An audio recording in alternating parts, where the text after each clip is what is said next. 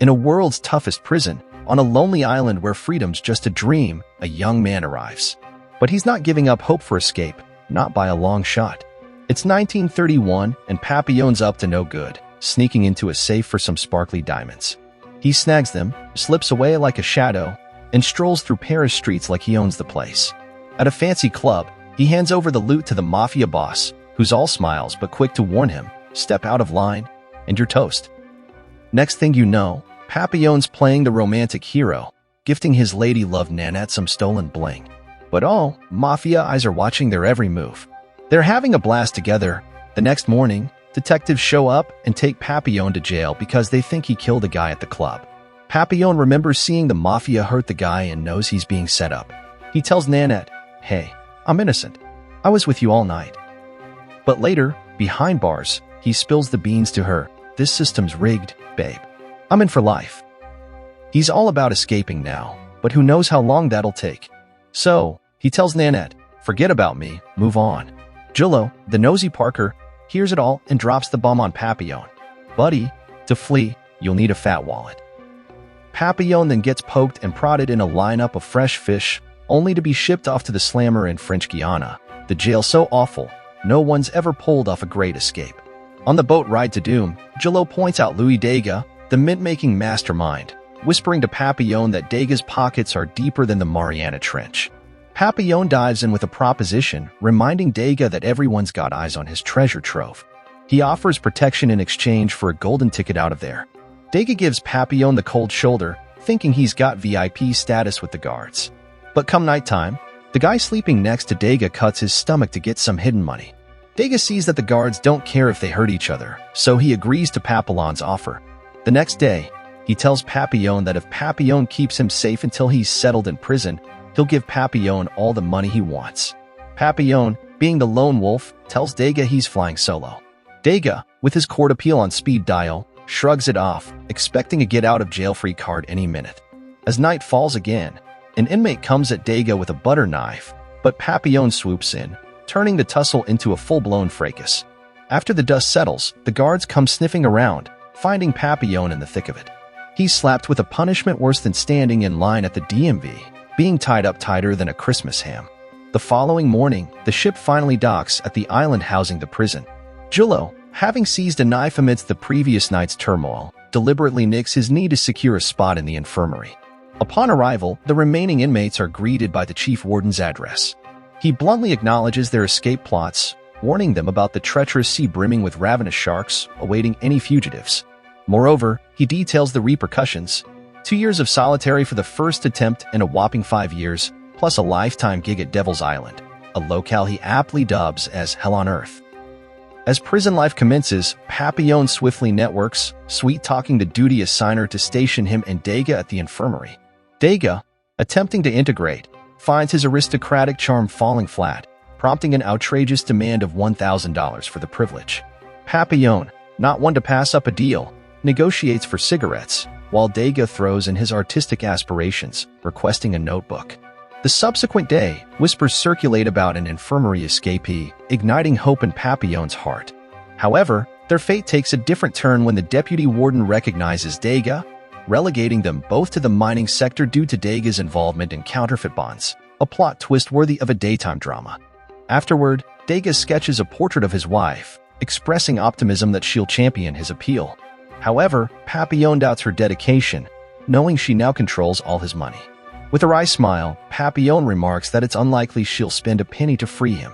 During a routine task of moving a cart, Dega confesses to Papillon about a mishap. He's lost his concealed cash due to an unexpected bout of diarrhea.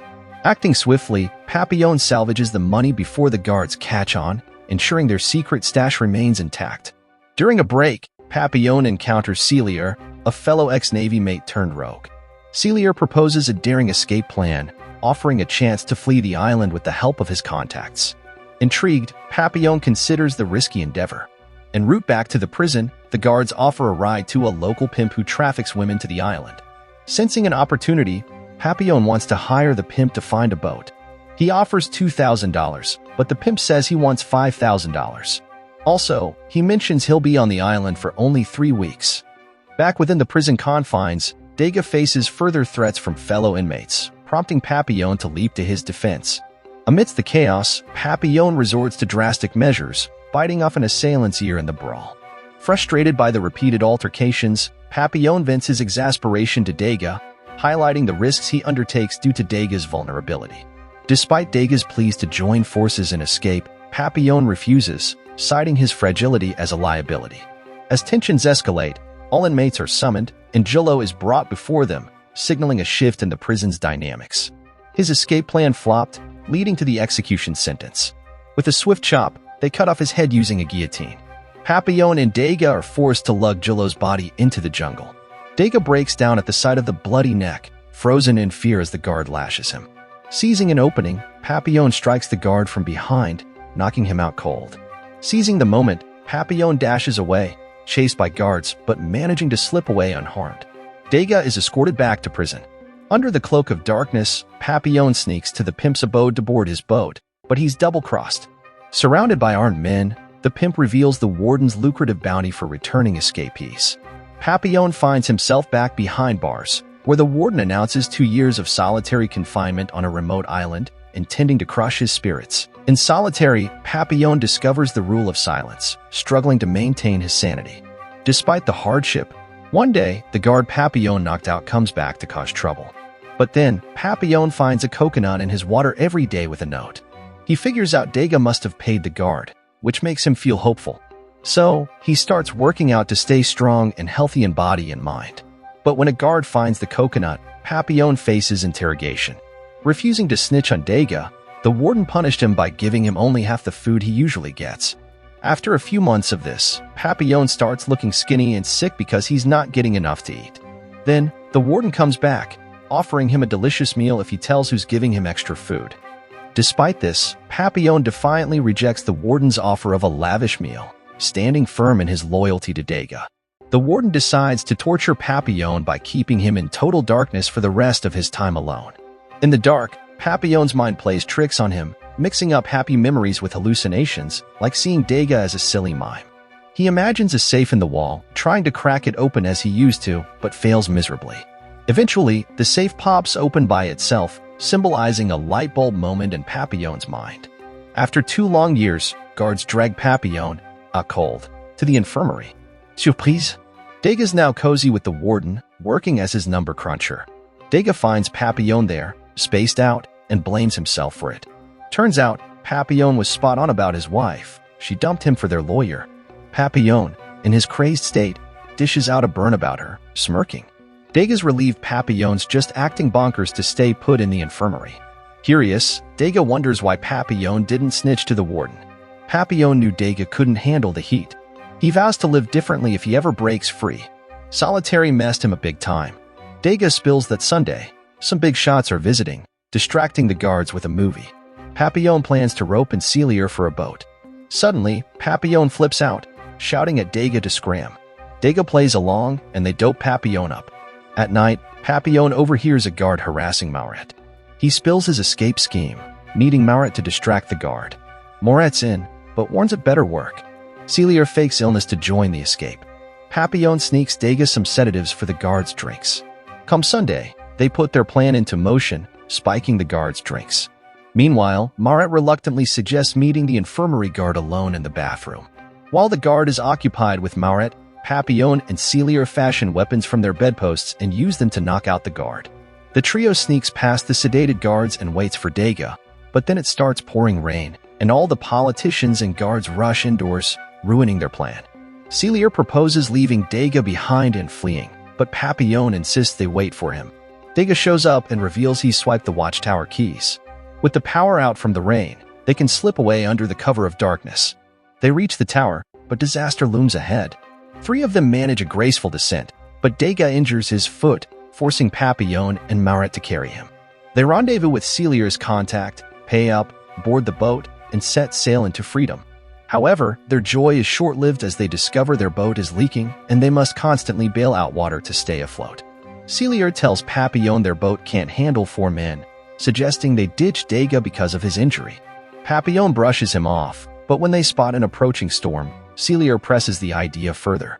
He pulls out a knife, sparking a struggle where Marat is tossed overboard and Charriere nearly kills Papillon. This time, Dega intervenes, stabbing Charriere repeatedly. Marat climbs back aboard, and the trio hurls Charriere's body into the water. Dega gathers his soggy drawings, cursing his luck. The trio tries to weather the storm, but they're about as successful as a fish trying to climb a tree and end up knocked out cold.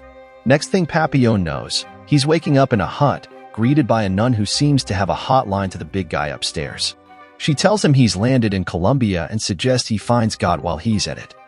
Papillon finds Dega and tries to rally him, but Dega is still shaking like a leaf in a blender after the Charriere debacle. Papillon decides to split solo, but then sees a police car rolling up and realizes he can't leave his buddy behind. He rushes back, but before they can make like ghosts and disappear, they're busted by the guards. Machat makes a break for it and ends up with a new hole in him, poor bloke, taking one for the team like a champ. Turns out the nun wasn't doling out forgiveness, she was dialing 911. Talk about a divine setup. For round 2 of escaping, Papillon gets a deluxe vacation package. 5 years of solitary confinement. When he finally steps out, he's looking more like a raisin than a human being. The warden's jaws drop faster than a lead balloon when he sees Papillon still standing. He asks how he survived, but Papillon just shrugs. Next stop, Devil's Island, the gated community of the damned. The cliffs around it are so high, even birds need oxygen masks. Inside, Papillon finds a bunch of inmates who've lost more marbles than a clumsy chef. And guess who's there? Dega, the warden's 5-year-old gift. Dega plays host, sharing his humble abode and some snacks. Eventually, Papillon gets a bright idea: rafting. He tells Dega about riding the waves back to civilization. Dega helps build the raft out of coconuts, but when push comes to shove, he decides he's found his calling in the nutty world of Devil's Island and bids farewell. Papillon understands and launches himself and the raft into the water. They hit the water with a splash, screaming their lungs out in a mix of fear and exhilaration. Papillon drifts towards freedom. In 1969, after many decades, an aged Papillon returns to France and presents his memoir about his prison experiences to a publisher, including all of Dega's drawings. Despite being a wanted man in France, he chooses to be there to share his story. The story concludes here. This film is inspired by the true story of Henri Charriere, known as Papillon. Thank you for watching.